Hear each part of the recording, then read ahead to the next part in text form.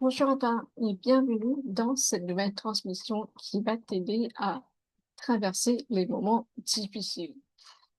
Alors, pour celles qui ne me connaissent pas, je suis Aline Savan et j'aide les entrepreneuses à nettoyer leur trauma, nettoyer leur blocage et à instaurer de nouvelles programmations positives pour accueillir l'expansion dans leur entreprise. Alors, ça fait très longtemps que je n'ai pas fait de vidéo, je n'ai pas vraiment pris des notes pour la transmission que je vais te délivrer aujourd'hui. Donc, ça va être un peu brouillon, mais je vais laisser l'univers, et je vais laisser la vie m'inspirer et voir ce qui va en ressortir. Donc, cette transmission, tu peux l'écouter notamment si jamais tu traverses une période où les choses sont très difficiles, où il y a des problématiques qui ne veulent pas se solutionner, où il y a des choses que tu as mises en place dans ton entreprise, par exemple, qui n'arrivent pas à porter leurs fruits malgré toutes les stratégies que tu as faites, malgré toutes les actions que tu as faites, et que cela commence à te peser lourd sur le système. Donc, quand tu traverses un moment difficile, quand tu perds un peu la motivation, quand tu es découragé, quand tu sais plus trop quoi faire, quand tu sais pas si ça va marcher et que tu n'arrêtes pas de douter en permanence, stresser en permanence, tu peux écouter cette transmission qui marche également pour les moments où tu traverses des périodes difficiles dans tes relations ou dans un autre domaine de ta vie. Donc, c'est parti pour la transmission. Comment traverser les périodes difficiles? Il fait très chaud, il va faire 35 degrés, donc attends, laisse-moi boire un petit verre d'eau. Ok, comment traverser les périodes difficiles? Déjà, premièrement, durant les périodes difficiles, tu peux vivre tout un tas d'émotions. Et l'émotion principale, la grosse émotion qui peut ressentir durant cette période, c'est que tu peux avoir peur de l'échec.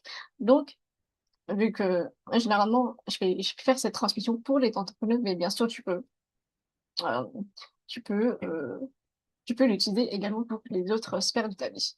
Et donc, par exemple, si tu traverses dans une période de ton entreprise où tu fais plein d'actions, tu mets en place plein de stratégies, tu crées des nouvelles offres, tu, tu vends, tu parles de ces offres, etc.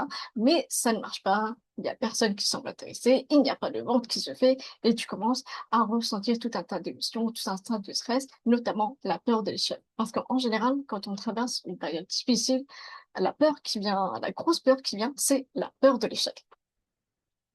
Et et c'est là que je te demande de te mettre en face à face avec cette peur de l'échec et de regarder ce que tu ressens vraiment à l'intérieur de toi. Parce que la peur de l'échec, c'est on va dire que c'est une peur mentale.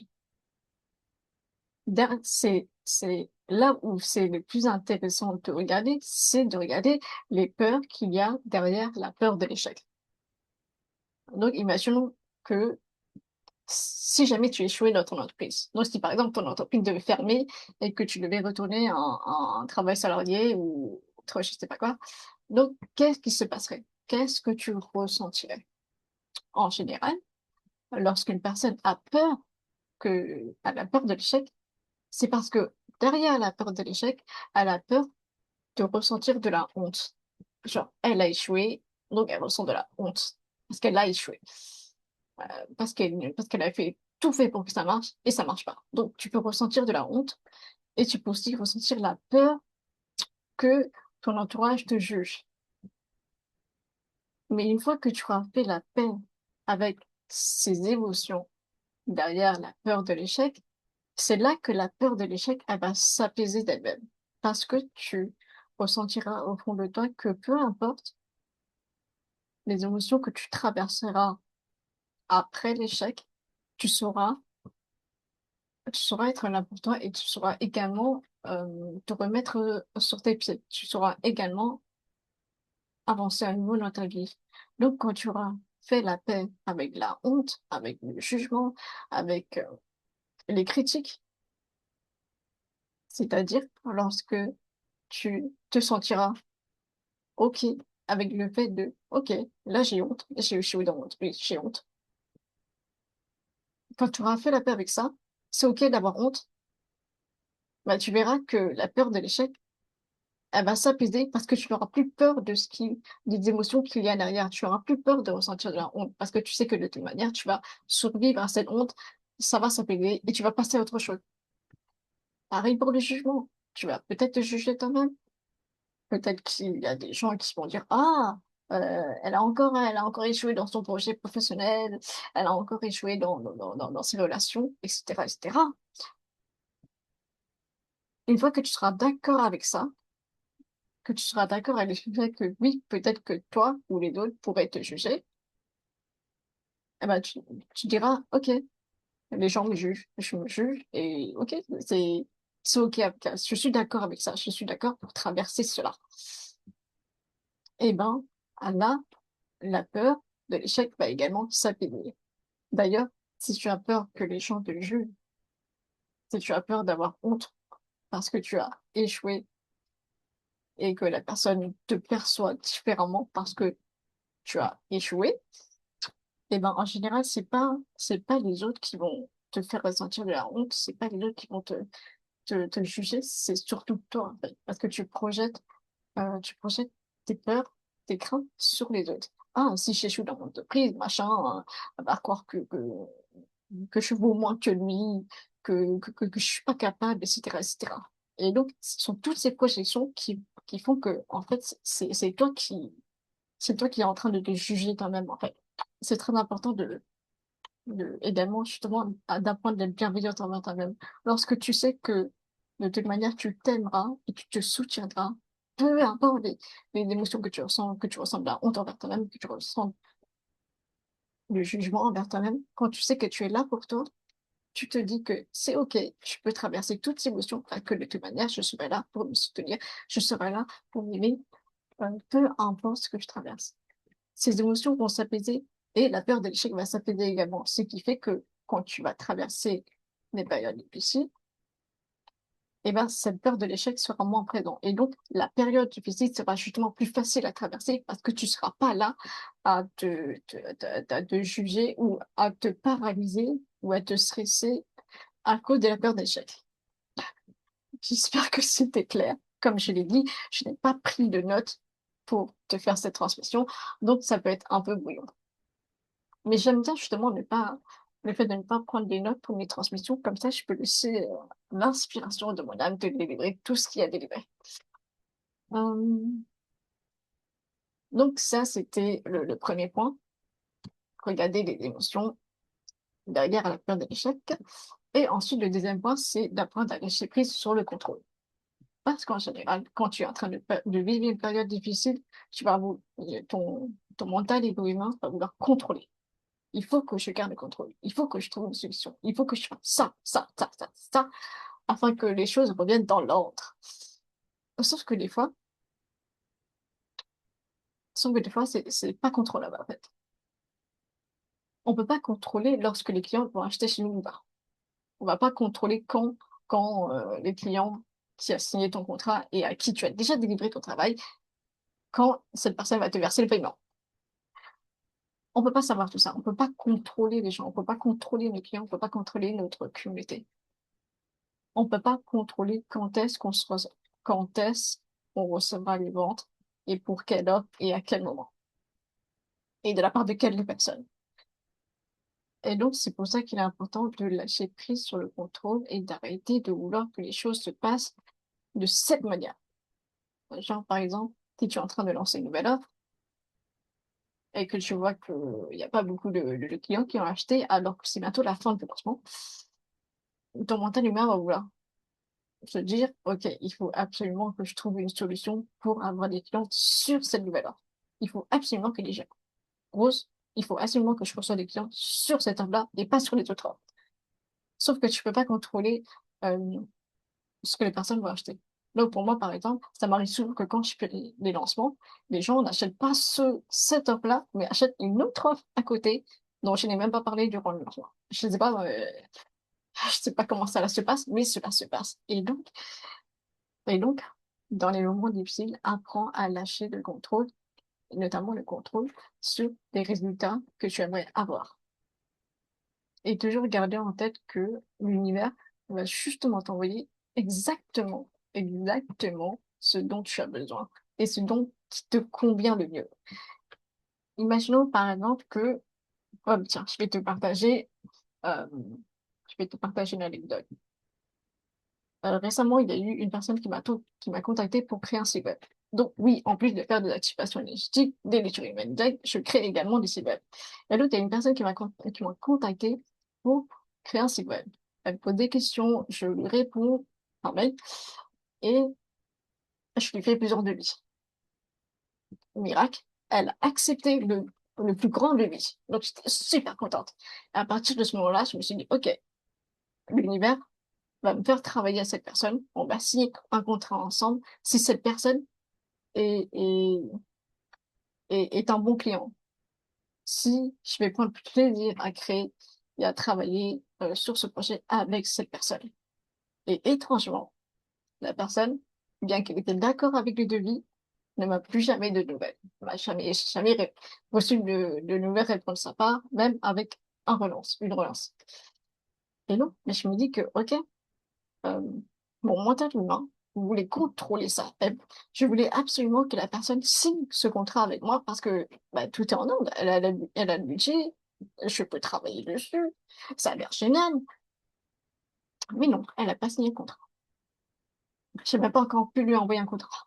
Et donc, c'est pas que l'univers te punit quand tu as manqué une opportunité. C'est juste que si tu as manqué cette opportunité, c'est parce que l'univers, ton âme, sait que cette opportunité, même si elle semble géniale, eh ben, c'est pas dans ce projet-là dans lequel tu vas t'épanouir. Je crois profondément que si le client n'a pas signé avec moi et n'a plus donné de nouvelles, c'est pas parce que je suis pas assez. Sinon, la personne ne m'aurait pas contacté.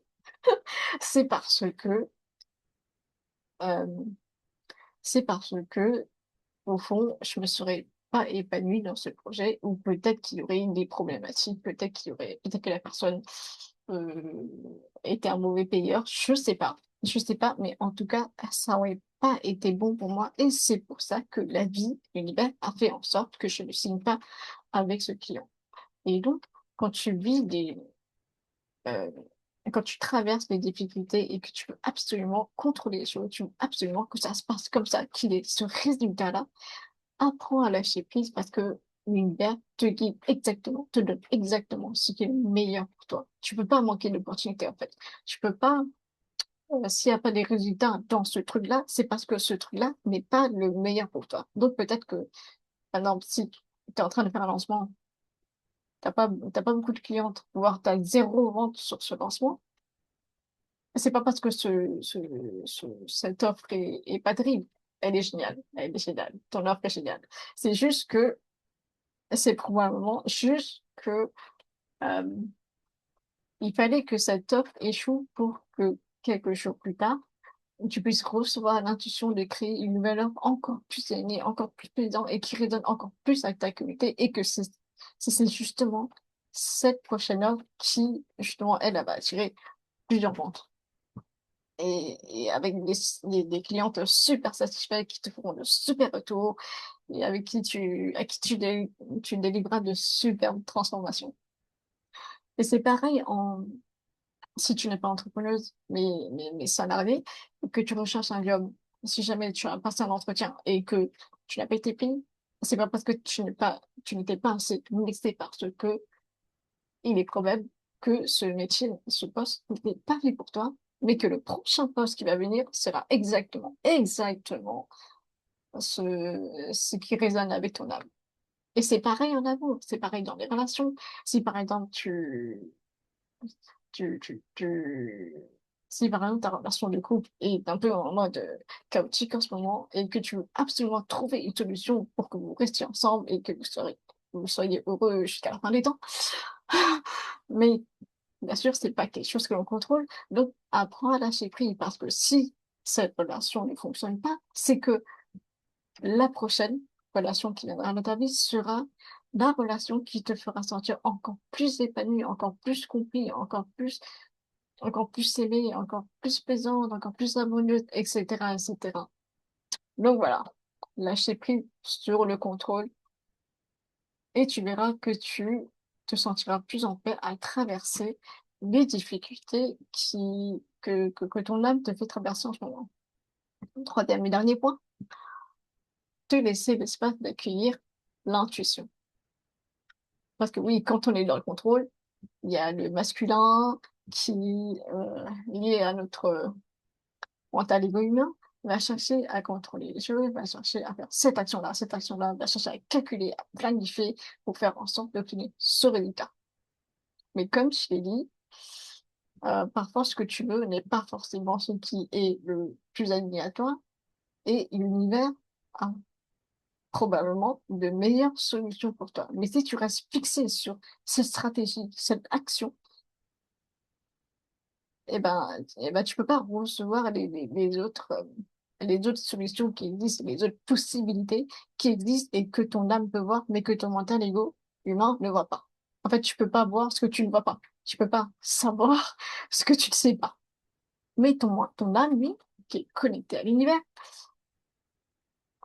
est au courant de toutes les possibilités, de toutes les autres solutions qui est pour l'instant invisible à tes yeux. Mais quand tu vas te laisser l'espace d'accueillir ton intuition et que tu vas arrêter de réfléchir à ton entreprise 24/24, 7 jours sur 7, eh ben, tu verras que l'espace que tu te donneras, ça va laisser l'intuition et l'inspiration venir à toi. Et c'est là que tu vas te dire, ah, cette idée est géniale, je viens de recevoir une idée géniale pendant que j'étais sous la douche. Ou alors, euh, ou alors moi, par exemple, des fois, quand je me réveille le matin, je me lève à une idée ah, super géniale, alors que j'avais eu cette idée avant, et puis bam, je me lève avec la clarté, en mode je sais où va mon entreprise. J'ai reçu la clarté comme ça d'un coup. Et, et donc, oui, c'est important quand tu traverses des moments difficiles d'au lieu de réfléchir à trouver 3000 solutions, il y a creuser avec ton mental, c'est bien de te laisser des moments, des activités enfin, des périodes dans tes journées, dans tes semaines, pour t'autoriser à ne rien faire.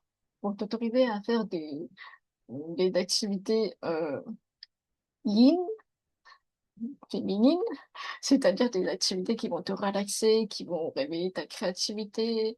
Donc, par exemple, tu peux peindre, tu peux dessiner, tu peux tout simplement prendre un bain, aller te balader autour de chez toi, dans la nature si possible, ou juste faire une sieste, ou t'autoriser à rêver, à fantasmer, à faire des rêveries.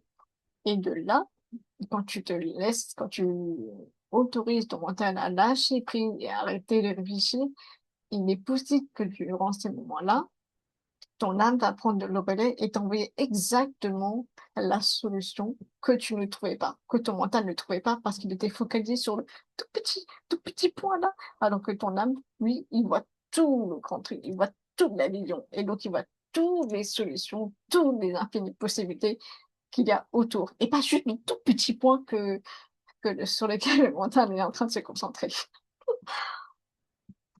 Euh, Donc voilà, c'était les 3 points pour, euh, pour traverser les périodes difficiles.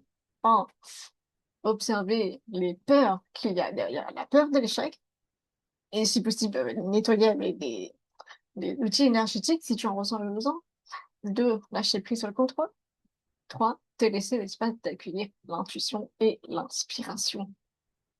D'ailleurs, je sais qu'il y a certaines qui reçoivent souvent de l'inspiration ou des idées lorsqu'elles sont sous la douche. Euh, oui, maintenant, que j'ai terminé la transmission, je vais t'offrir un cadeau. Je vais t'offrir une séance EFT, technique de libération émotionnelle, pour retrouver la force d'avancer, pour retrouver la motivation, la détermination et l'espoir de traverser les difficultés que tu es en train de traverser en ce moment. Donc, ok, on se prépare un petit peu. Bois de l'eau si tu veux.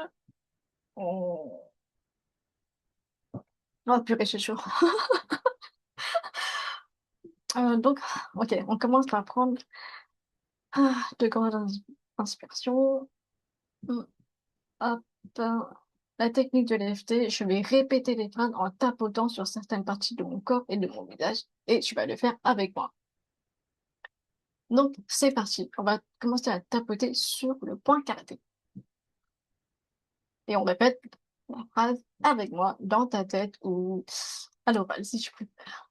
Même si je me sens désespérée parce que je vis des difficultés dans ma vie, ou dans mon entreprise, ou dans mes relations, je m'aime et je m'accepte telle que je suis.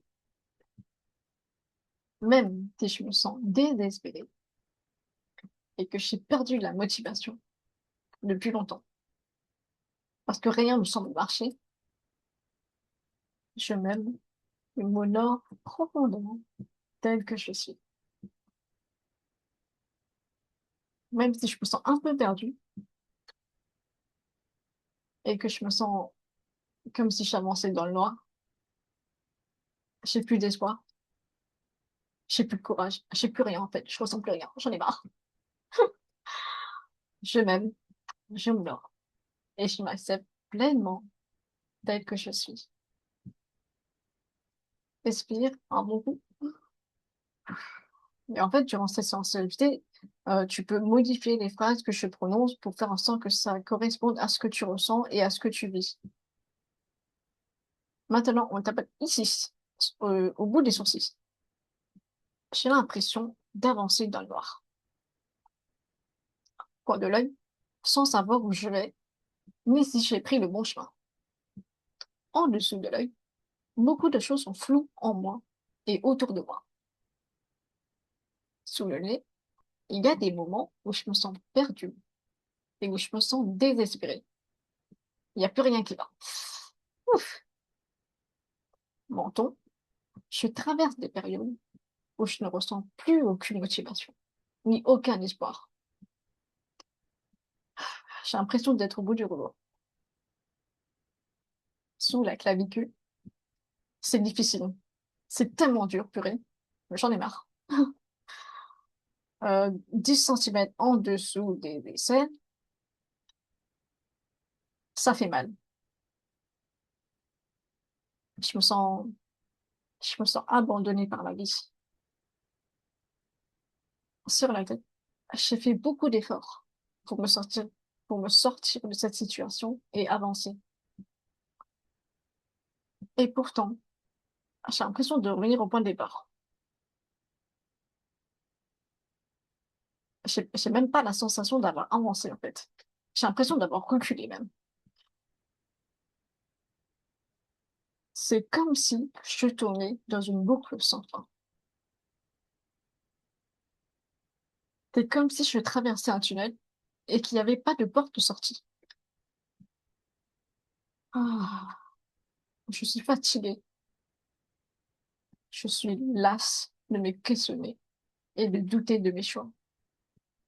Encore et encore. Parfois même, je doute de ma capacité à traverser ces crises, ainsi que ces périodes de flou. J'ai la sensation de ne pas avoir les épaules nécessaires pour traverser ces épreuves. Je me sens petite et faible. Je me sens impuissante. À travers cette séance, je me donne la permission de nettoyer toute cette noirceur à l'intérieur de moi. Je me sens en sécurité pour me délester du désespoir, de la confusion et des doutes.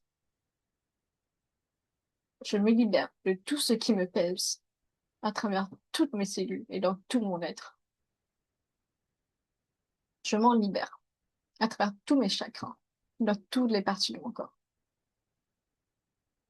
Je m'en libère à travers toute ma lignée ancestrale et toutes mes vies antérieures. C'est bientôt fini et je pardonne toutes les personnes à l'origine de ces difficultés. Je me pardonne aussi moi-même pour tout ce que je ressens. Et peut-être aussi pour toutes les fois où j'ai un peu foiré les choses. Et je pardonne la vie d'avoir créé ces difficultés qui me poussent à évoluer et à voir les choses autrement. À partir d'aujourd'hui, je me fais la promesse de prendre soin de moi lorsque j'en ai besoin. Comme maintenant, je me promets de me soutenir et de m'aimer de la meilleure manière possible. Je sais que je suis capable d'utiliser toutes les ressources en moi et autour de moi pour retrouver mon bien-être. Je prends soin de moi d'abord et je me focalise sur mon chemin ensuite. Plus je prends soin de moi, plus je vois clair, plus je me sens ancrée et présente, plus je perçois les décisions à prendre et les changements à instaurer. J'accepte d'avancer à mon rythme. Je me libère de la comparaison et de la culpabilité de ne pas avancer aussi vite que je le voudrais. Je m'offre bienveillance et respect. Avec douceur, j'autorise une autre partie de moi à me guider vers les meilleures décisions. Je crée la sécurité en moi pour voir ce que je refusais de voir. Je crée de la sécurité en moi pour accueillir l'audace et la motivation d'avancer, tout en écoutant mon intuition et en restant connecté à mon âme. Je demande de l'aide si besoin et j'ose le demander. Je me rappelle que je suis puissant et que je suis capable de créer une vie épanouie. J'ai le pouvoir de réaliser mes désirs et de combler mes besoins. Et je sais que quelque part, dans un autre espace-temps, je suis déjà cette femme que je souhaite devenir. Je suis déjà puissante et déterminée.